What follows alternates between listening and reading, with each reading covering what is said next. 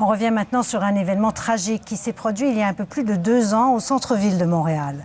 Alain Magloire, un sans-abri qui éprouvait des problèmes de santé mentale, est tombé sous les balles d'un policier. Dans une copie de travail du rapport qu'il s'apprête à déposer et dont nous avons obtenu copie, le coroner Luc Malouin conclut notamment qu'il devrait y avoir plus de pistolets taser entre les mains des policiers. Jean-Philippe Robillard. C'était le matin du 3 février, il y a 2 ans. Alain Magloire est abattu par un policier sur la rue Berry. Pour le coroner Luc Malouin, qui a enquêté sur les événements, cette intervention policière a été correcte, mais sans plus. Tout a commencé ici, dans cet hôtel du centre-ville, alors qu'Alain Magloire était en état de crise et violent. C'est ce qui a amené les policiers à intervenir, à le pourchasser dans les rues du centre-ville.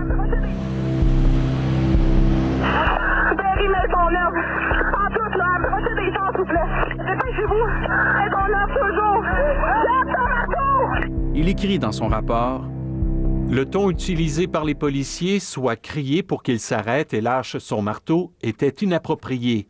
Dans une situation où la personne a des problèmes mentaux, il faut baisser le ton. Autre constat important fait par le coroner, c'est l'absence de pistolet taser.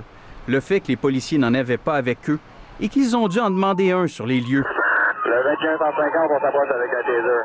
Le coroner n'arrive pas à comprendre pourquoi. Une arme à impulsion électrique ne doit pas être au poste de police, mais entre les mains des policiers patrouilleurs. D'autant plus, selon lui, que les policiers auraient pu l'utiliser à 2 reprises pour neutraliser Magloire. La première fois ici, lorsqu'il marchait et faisait dos aux policiers, on aurait pu viser ses fesses et ses jambes.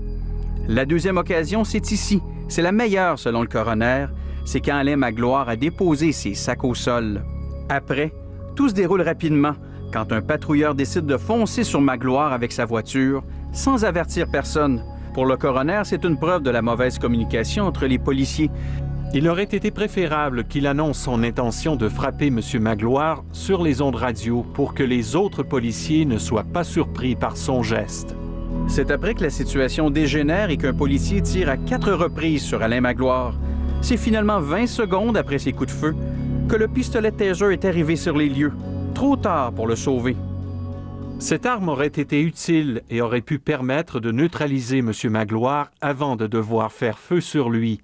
Seul le taser aurait pu être une solution, mais il ne l'avait pas entre les mains.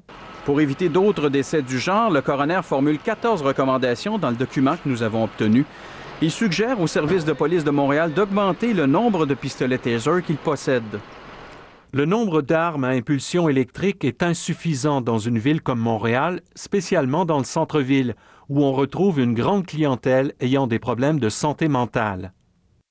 D'après le document, on compte 75 tasers à Montréal, dont 33 seulement sur le terrain, alors qu'à Toronto, on en compte environ 600 et à Vancouver, 200.